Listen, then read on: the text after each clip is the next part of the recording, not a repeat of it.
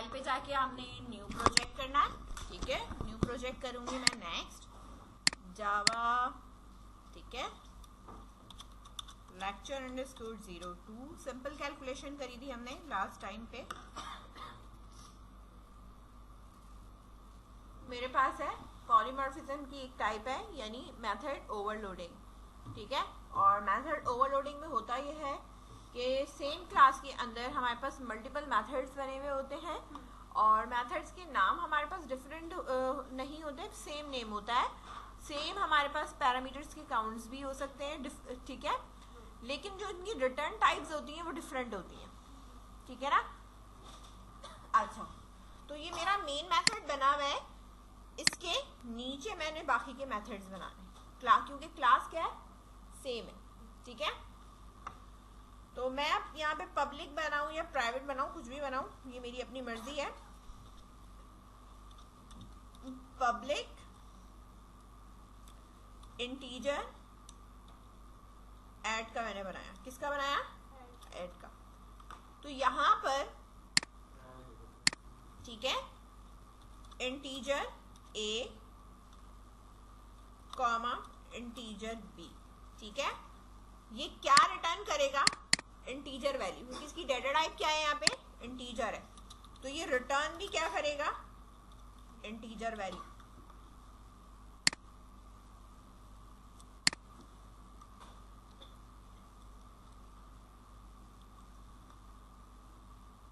तीन मेथड बनाए मैंने, किसके, ऐड के। ऐड के नाम क्या है मेथड का, ऐड, सब में ऐड ही हो रहा होगा, सिर्फ मैं टाइप चेंज कर रही हूँ। इस वाले को मैंने यहाँ पे करा डबल, जब मैं यहाँ डबल कर रही हूँ तो मैं यहाँ पे भी क्या लूंगी, डबल ले लो, फ्लोट ले लो, जो लेना ले लो, ठीक है, सही है।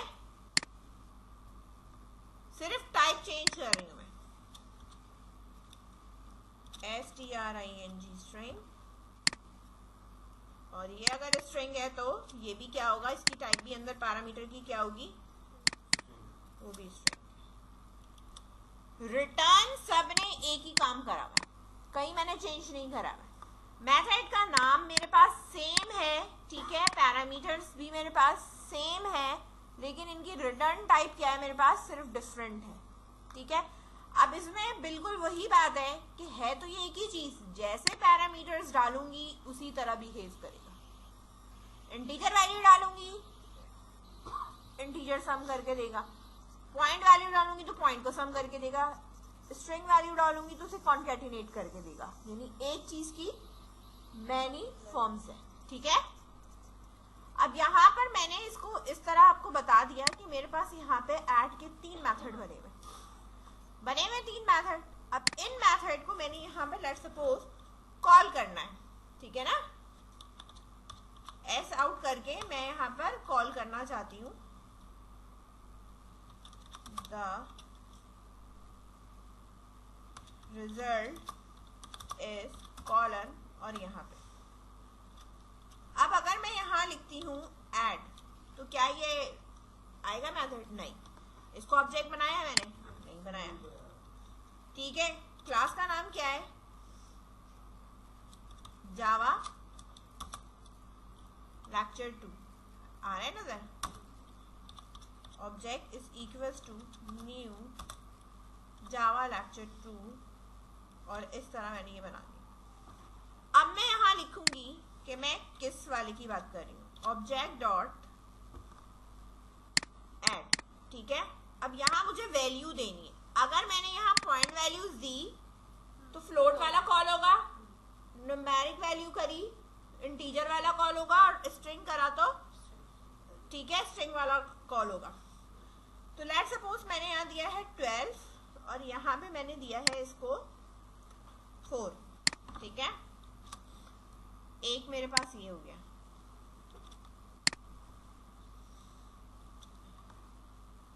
यहाँ मैंने लिखा है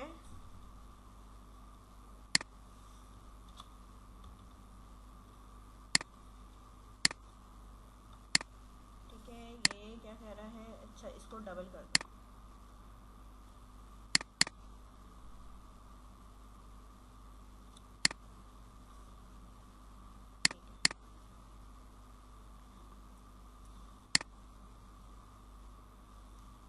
वाले को वो कह रहा है इधर जब रिटर्न टाइप हो रखी है ना, इसको भी डबल कर दो, फ्लोट ना करो।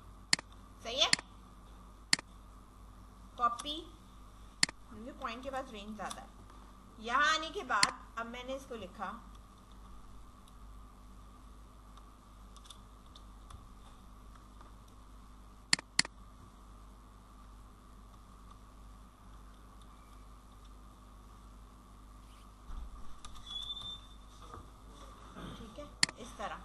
लिख दिया मैंने।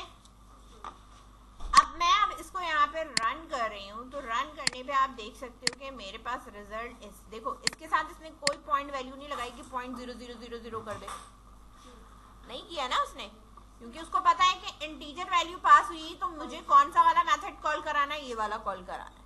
पॉइंट वैल्यू मैंने पास करी तो उसने मेरा ये वाला काम किया, और अगर स्ट्रिंग वैल्यू मैंने करी तो मैंने हाफ वर्ड्स 2 टुकड़ों में डिवाइड किए थे, उसने मुझे इसको कॉन्कैटिनेट करके दे दिया। ये कहलाता है आपका मेथड ओवरलोडिंग।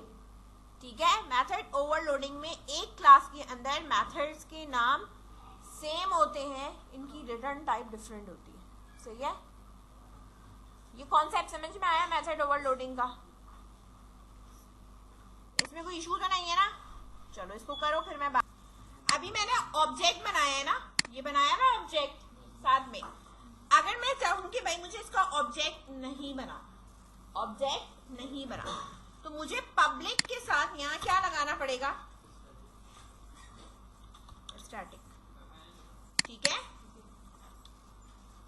यहाँ मैं पब्लिक के बाद यहाँ क्या लगाऊंगी? स्टैटिक। ठीक है, और यहाँ पर मुझे इस तरीके से कॉल नहीं कराना। ठीक है, मुझे अब जो कॉल कराना है वो किस तरीके से आप कॉल कराओगे, ये तो इस वाले का हो गया ऊपर। ठीक है, अब जब मैं नीचे बना रही हूँ, ठीक है, तो अब मुझे कॉल जो मेथड कराना है वो ऑब्जेक्ट तो बनाया ही नहीं है, मेरे पास जो बना हुआ है वो क्या है, नाम है, क्लास का नाम है। तो आप क्लास का नाम लिखोगे डायरेक्ट, और डायरेक्ट मेथड को एक्सेस करोगे विदाउट क्रिएटिंग एन ऑब्जेक्ट। सही है, ये बात समझ में आ गई? अगर स्टैटिक का कीवर्ड हम यूज करते हैं तो समझ गए? सही है। अब एक और बात यहाँ पे ये है कि देखो, यहाँ पर अगर मैं क्लास में मेथड्स बना रही हूँ तो मेरा जो मेन वाली फाइल है, इस पे कोड का जो लोड है वो बढ़ रहा है ना? सही है ना? तो इसको हम दूसरे प्रोजेक्ट में मैं थोड़ा सेपरेटली बताती हूँ, ये यहाँ तक ये तो स्टैटिक करके ये कर लेना। ठीक है, फाइल पे जाने के बाद मैंने एक न्यू प्रोजेक्ट किया, जावा एप्लीकेशन नेक्स्ट, जावा लेक्चर 2 और अंडरस्कोर इसका 02, यानी 2 का भी 2 है। ठीक है, आ रहा है ये समझ में? सही है। अब अगर आपको कोई भी प्रॉपर्ली अगर हमें काम करना है या कुछ हमें करना है तो हम क्या कर सकते हैं, सेपरेटली क्लास बना सकते हैं। ठीक है, इसके अंदर मैं बहुत ज्यादा लोड ना रखूं। ठीक है, ये वाली हमारे पास पैकेज बनाए, जहां पे भी ये बनाए, जो ये इसका डिफॉल्ट आ रहा है, राइट क्लिक किया, न्यू है जावा क्लास। क्लास का नाम मैंने लेट्स सपोज यहाँ पे रखा माय मैथ्स। ठीक है, फंक्शन है, जो मेथड है, कुछ भी है, मैंने यहाँ पे भी फिलहाल ये रखा। तो बेसिकली जिस पैकेज में है आप इसी पैकेज के अंदर है, तो हमारे पास ये इस तरह क्लास आ रही। अब आपके आ जाते हैं मेथड्स वगैरह। तो मैंने जो पुराने वाले इसमें किया था, ये मेथड बनाए ना, ये वाले कॉपी करा मैंने इसको, और कॉपी करके मैंने माय मैथ्स क्लास के अंदर यहाँ रख दिया। ठीक है, रख दिया मैंने यहाँ पे। हाँ, कहीं और से मैं कॉपी कर सकती हूँ। ठीक है, मैंने यहाँ पर इसको रखा। ठीक है, एडिशन की मैंने ये बना ली क्लास। ठीक है, इसी तरीके से आपने इसको कॉपी करा, नीचे पेस्ट करा मैंने,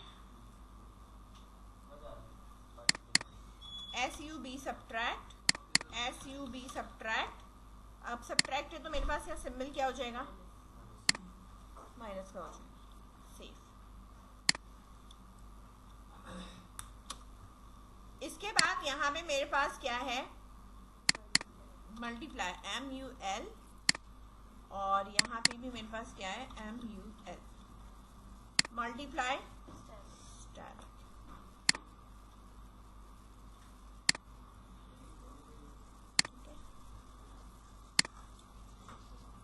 इसके बाद जब मैं डिवीजन का बनाऊंगी तो डिवीजन में बना ही सिर्फ डबल का रही हूँ, क्योंकि डिवीजन में कभी पॉइंट वैल्यूज आएगी कभी नहीं आएगी। सही है, वो तो नॉर्मल इंटीजर वैल्यू पे भी चलता है। तो मैं यहाँ पे डिवीजन बना रही हूँ और डिवीजन में जरूरी नहीं है कि आप इंटीजर वैल्यू पास करो तो उसका आंसर इंटीजर में आए, वो भी पॉइंट में आ सकता है। जैसे 5 को 2 से डिवाइड करोगे तो 2.5 आता है। वैल्यू तो पास आपने इंटीजर करी है लेकिन आंसर आपका पॉइंट में ही आता है। ठीक है, तो इस तरह आप अपने जो भी मेथड्स हैं उनको आप सेपरेटली कर कर एक पर्टिकुलर क्लास के अंदर प्लेस कर सकते हैं। ठीक है, अब इसके अंदर देखो आपका स्टैटिक भी यूज हुआ है, पब्लिक भी यूज हुआ है। अगर मैं किसी मेथड को यहाँ पर प्राइवेट कर दूंगी तो वो आपकी इस क्लास से बाहर कहीं पे भी एक्सेसिबल नहीं होगा, यानी उसकी इनकैप्सुलेशन उस पर अप्लाई हो जाएगी और आपने अपना मेथड हाइड कर लिया अदर क्लास के एक्सेस से। ठीक है, लेट्स सपोज मैं डिवीजन के ऊपर यहाँ पर लगा रही हूँ क्या, प्राइवेट। ठीक है, अब आप देखना ये एक्सेसिबल नहीं होगा।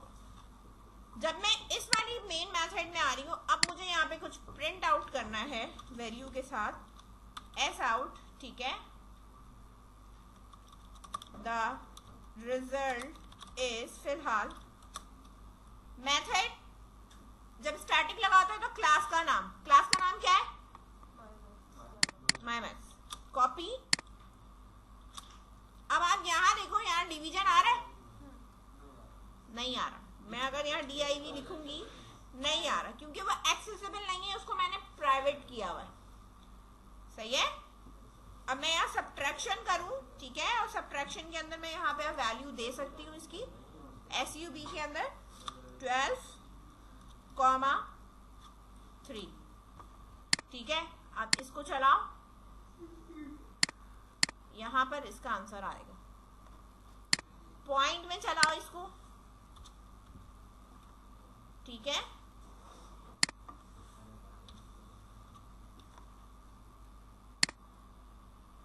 पॉइंट में आएगा। समझ में आई बात? डिवीजन उस वक्त तक एक्सेस नहीं होगा जब तक कि मैं इसको यहां से पब्लिक ना करूं। अब मैंने इसको पब्लिक किया है तो अब आप देख सकते हो कि यहाँ पर जब मैं नीचे यहाँ इधर लिखूंगी तो ये अब मेरे पास यहाँ आ रहा होगा, आ रहा है? ठीक है, सही है। डबल की वजह से पॉइंट के बाद इतनी रेंज आ रही है। समझ में आई बात? यहां तक कोई इशू? सही है। इसको सेपरेटली देखो मैनेज करने से ये हुआ कि आपको पता है कि यार मेरे सारे मेथड्स इधर ही मुझे मिलेंगे। सही है, और यहाँ पर हमने इनकैप्सुलेशन भी मैंने बता दी थी, पब्लिक प्राइवेट से क्या फायदा होगा। सही है।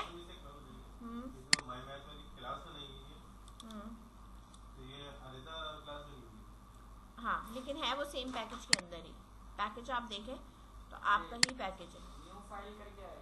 न्यू प्रोजेक्ट करेंगे, इसके बाद ये वाला आता है ना, यहाँ इधर आके न्यू जावा क्लास। ठीक है, हाँ, नई क्लास बन जाएगी। ठीक है, हाँ, सही है। तो अब आप यहाँ बना लें। अब आपकी मर्जी, आपने इतने सारे मेथड रखने, कम रखने, ज्यादा रखने, ये आपकी अपनी मर्जी है। इसको बना के यहाँ पे इसको एग्जीक्यूट कर लें। सही है। अब आप यहाँ कुछ भी लिख सकते हो, जरूरी थोड़ी है कि वर्ड टू वर्ड छापो बैठ के। ठीक है, उसके बाद जो है वो हमारे पास आउटपुट के अंदर क्या चीज आ रही है, सैलरी आ रही है। सही है ना। तो मैंने वहां पे लिख दिया float salary is equals to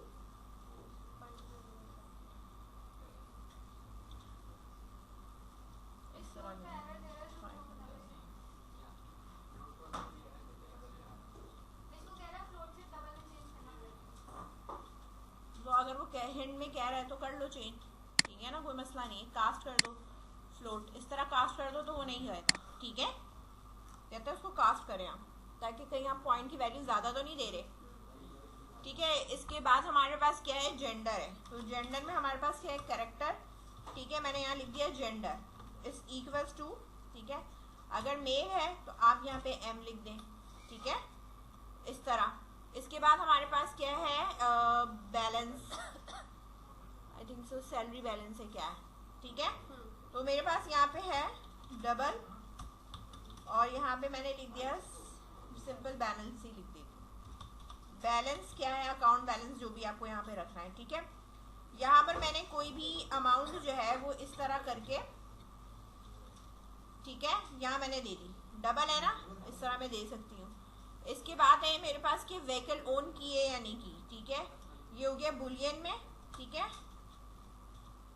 vehicle है या नहीं है, ठीक है।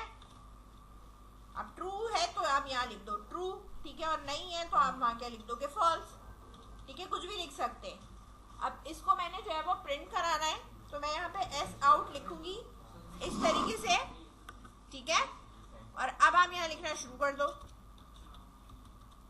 ऊपर वेरिएबल का नाम हम शॉर्ट कुछ भी दे सकते हैं, एम्प्लॉय आईडी, ठीक है, कॉलन इस तरह प्लस किया, यहाँ मैंने प्रिंट कर दिया एम्प्लॉय नंबर,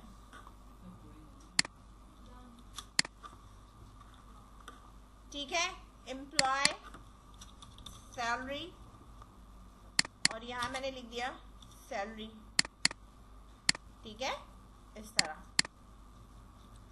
इसी तरह बाकी की भी डिस्प्ले में आ जाएंगे, मैं सारा नहीं प्रिंट कर रही, सिर्फ मैंने यहाँ पे सिर्फ दो चीजें मैंने प्रिंट करी है, ठीक है। अब इसके ऊपर आपको थोड़ी हेडिंग डालनी है कि भाई ऊपर ये वाले आ रहे हैं और यहाँ पे ये वाला आ रहा है। लुक थोड़ा अगर आपने चेंज करना है तो यहाँ आप एस आउट लिखो।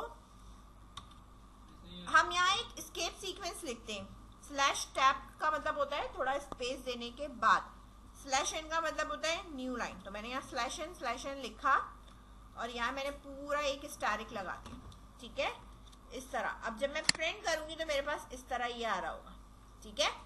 अब इसी तरीके से आपने अगर हेडिंग डालनी है तो आप यहाँ पे बीच में हेडिंग डाल सकती हो। अब मैं न्यू लाइन नहीं चेंज करना चाह रही, ठीक है, मैंने कहा भाई स्लैश टी का मतलब होता है 8 स्पेसेस छोड़कर, ठीक है। और यहाँ मैंने लिखा है एम्प्लॉय डेटा, और इसके बाद मैंने लिख दिया स्लैश एन यानी 2 लाइन का गैप दो फिर से, ठीक है। और यहाँ आप देख सकते हो ये आ रहा है एम्प्लॉय डेटा आ रहा है।